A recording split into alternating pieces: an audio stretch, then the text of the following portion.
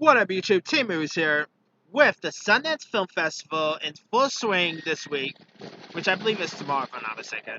I decided to do my top 10 anticipated movies I'm looking forward to checking out from the Sundance.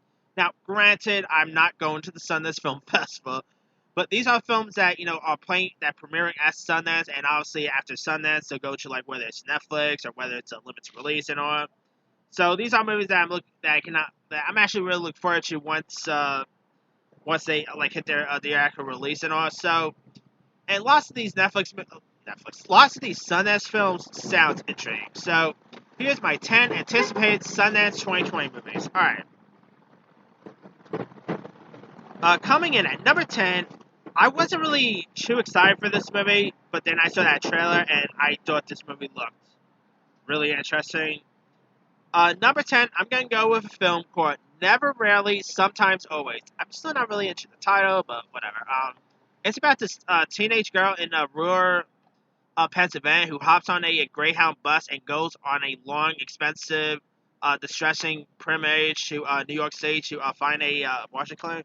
So, long story short, this teen girl ends up getting pregnant, and she ends up taking a trip to New York City because I guess around her the abortion clinics aren't that great, so she decided to come to New York City to travel abortion instead. Now, one reason I'm kind of looking forward for this movie is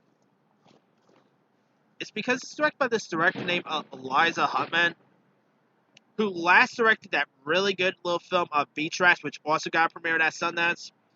And the trailer for this looks great. I think it got some newcomers in this. There are some actors in this movie that I have heard of, like the dude from New Amsterdam is in this.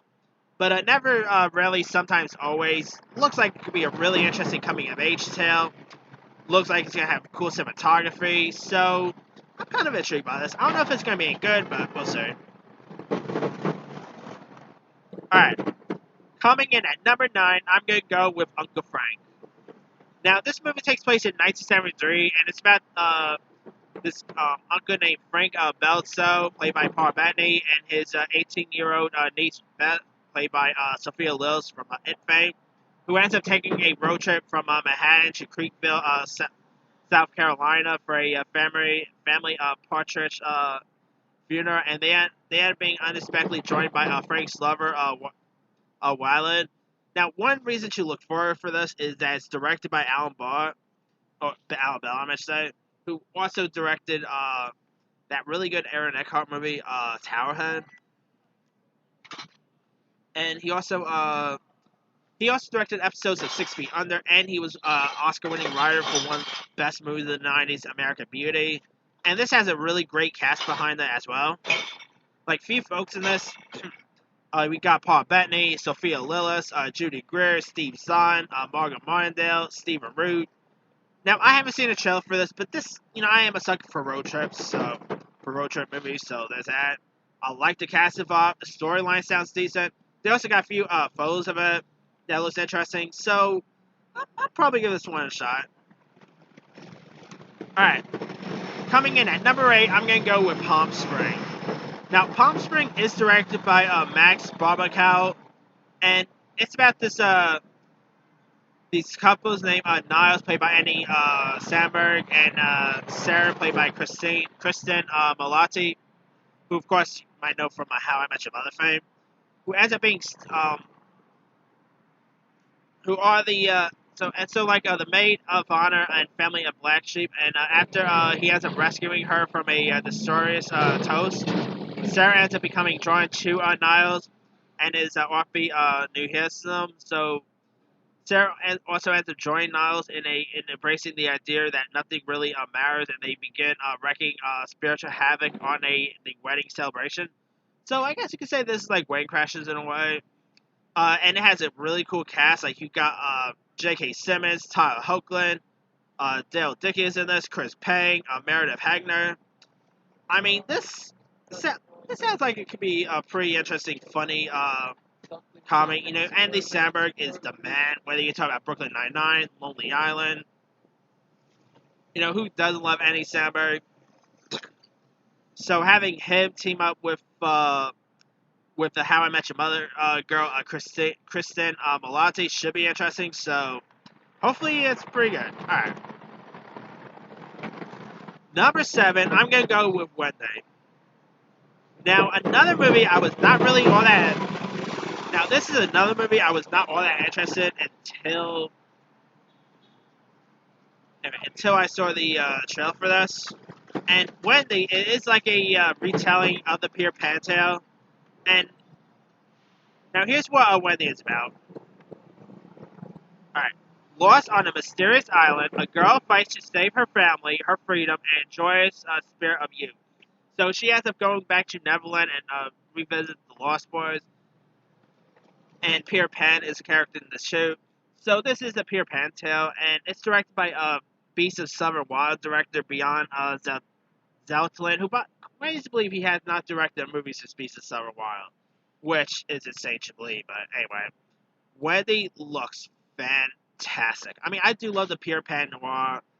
The Peter Pan story has always interested me, whether it's the 1950s classic or Hook. I'm one of the rare folks who like that Pan movie, assume maybe, but Wendy looks like it's gonna be very artistic, very intriguing. So hopefully it's pretty good.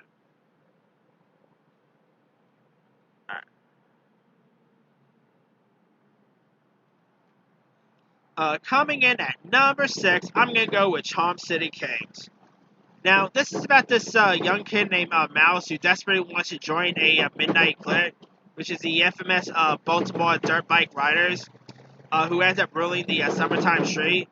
And so when Midnight's leader, Blacks, takes 14-year-old Max under his wing, Mouse ends up finding himself torn between the straight and narrow and a road filled with fast money and violence. Now, this is produced by J. Pickett Smith. I believe Barry Jenkins is one of the producers of this as well, if I'm not mistaken. And it also stars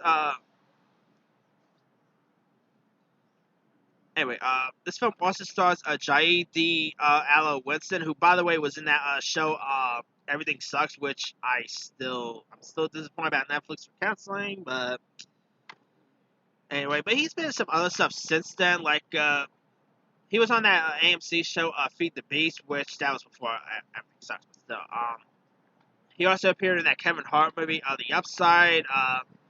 He's been in some pretty decent stuff, like Proud Mary he appeared in. Well, he's actually an actor to keep your eye out for. I think he's a pretty cool actor. And you also got Meek Mills in his acting debut, who of course Meek Mills is a famous rapper. Yeah, this could probably be this year's mid-90s or Skate Kitchen, because I'm getting a bit of a Skate Kitchen vibe from this, or a mid-90s vibe. So I don't know why. Just mid-90s and Skate Kitchen also features a outcast who ends up hanging out with a group of not so great, like some not so influenced kids. So I'm getting a bit of a that type of vibe. But yeah, I'm kind of intrigued by this. So, and to top it off, it's also based on a documentary. So anyway.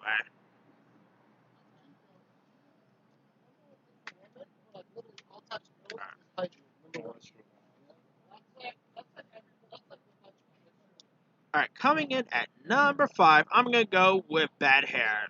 Now, one reason to look forward for this is that it's directed by Dear White People director Justin Simon, and this film takes place in 1989 during the rise of New Jack Swing, and it's about this ambitious young woman from Compton, LA, who ends up aspires to become a VG, but it's told that she doesn't have the right hair, the right face, or the right skin color to succeed in the image-obsessed world of music television.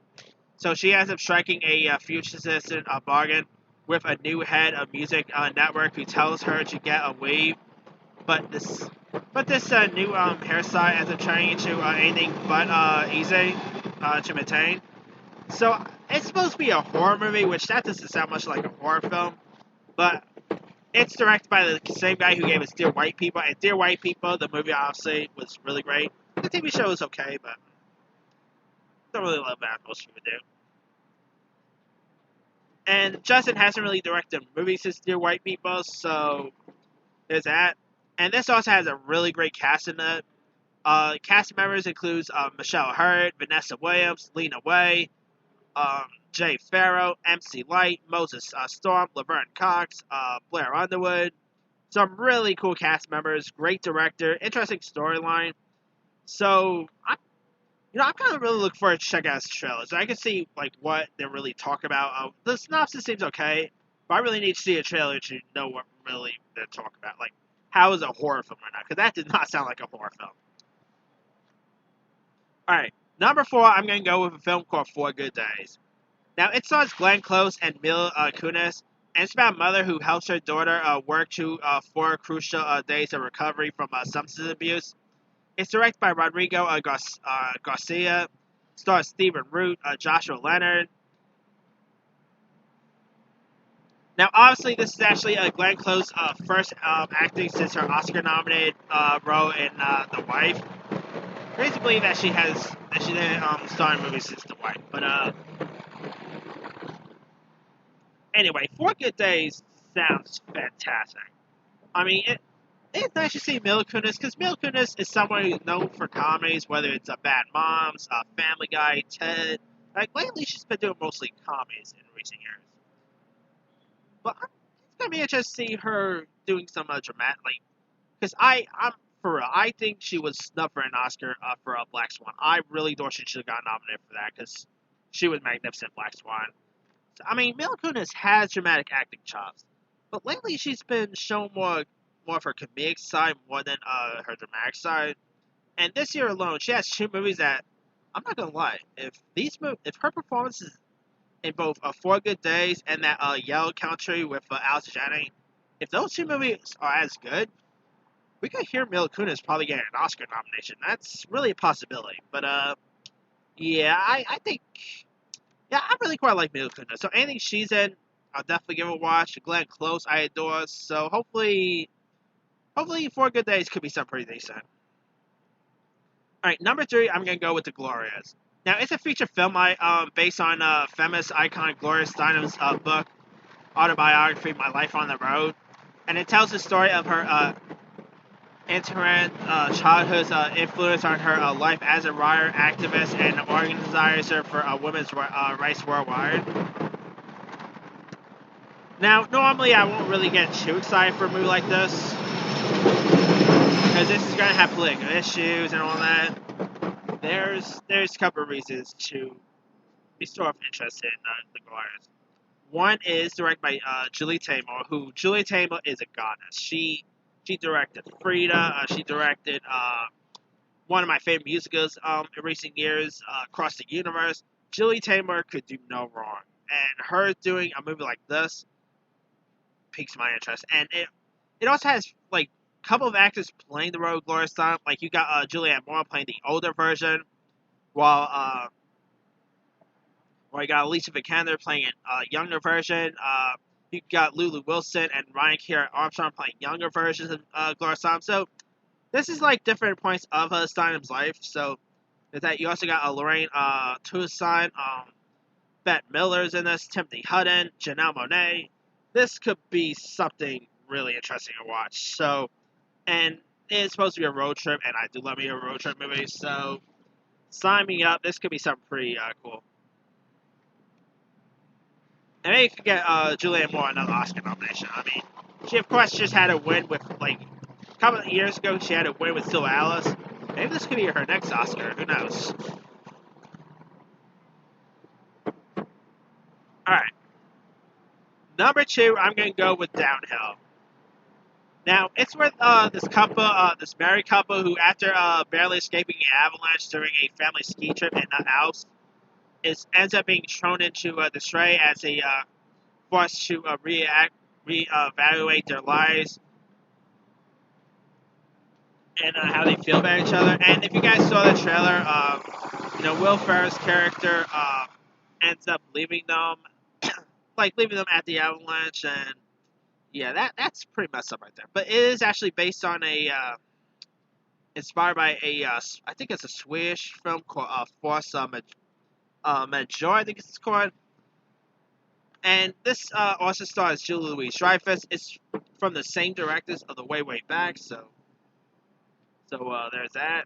And it also gonna show how Will Ferrell, he can do comedy really well, but when he just like Adam Sandler, just like Jim Carrey and all, when Will Ferrell gets dramatic, he has some pretty good acting chops. So, like, if you guys have not really seen that one movie he did, um, Everything Must Go, that movie he was great in. He was also in Winter Passing.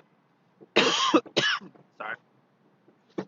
Stranger Than Fiction. So, yeah, Will Ferrell has some really major acting chops, and here he's probably going to show it as well. So, yeah, I don't know. I don't know if I could ever see Will Ferrell get an Oscar nomination, but yeah, him in Downhill looks amazing. So, and you got Julie Louis-Dreyfus, who does not look Dreyfus. Come on, but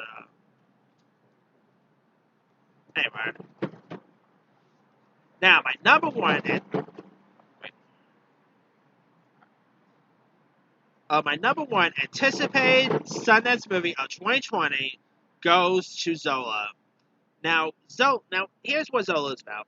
Zola ends up meeting this sex worker named Stefani at a restaurant where Zola waitresses, and the two immediately click over pole dancing. Only a day after they exchange numbers, Stefani invites Zola on a cross-country road trip where the goal is to make as much money as possible, dancing in Florida strip clubs. Zola agrees, and suddenly she is trapped in the craziness, most unexpected trip of her life, partaking in a wild 2-day trip with Stefani, her boyfriend Derek, and Stefani's violent pimp who goes by the name X. And it's directed by Yellow director Denise Bravo.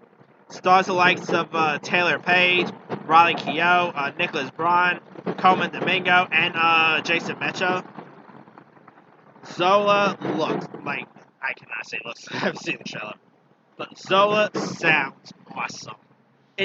One reason you get excited for this is being released by A24, so this movie actually had a distributor before Sundance, so it's pretty cool there too. But Zola also combines my two favorite things. Come on, you know,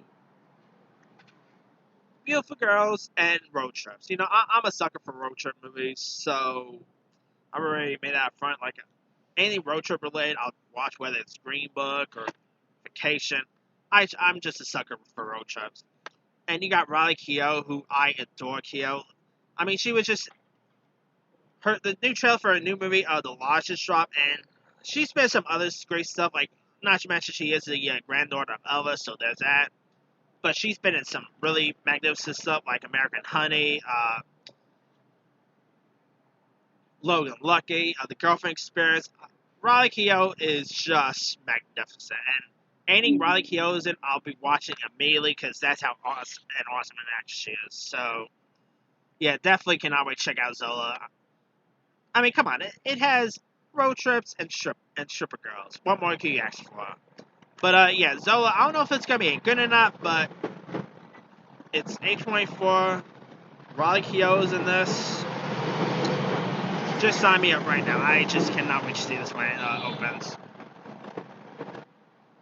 But anyway, that is pretty much it. Let me do the quick rundown. 10, Never Rarely, Sometimes Always. 9, Uncle Frank.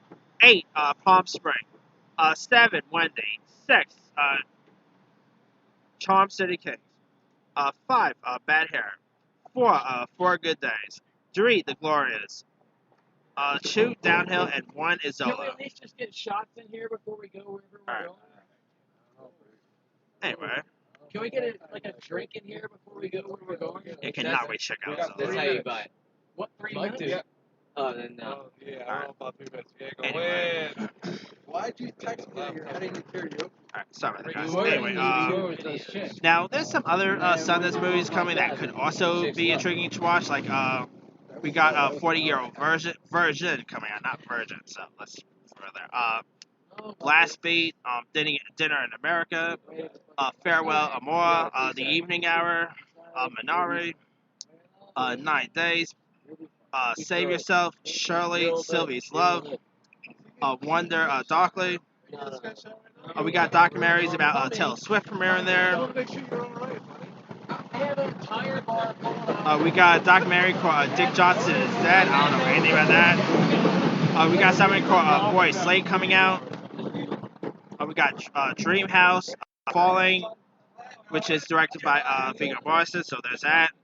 We got Ironbark, Horse Girl, which the trailer just dropped for that, and that looks good. We got The Last Thing You Wanted, Killionaire, The Last Chef, Sergio, Tesla, Worf. Some really interesting stuff premiering there. But let me leave it to you guys. What's some of your anticipated movies from Sundance, from the Sundance Film Festival of 2020? Drop a comment below. Don't forget to like, subscribe, hit that bell for more notifications. This here's Team Movies signing off.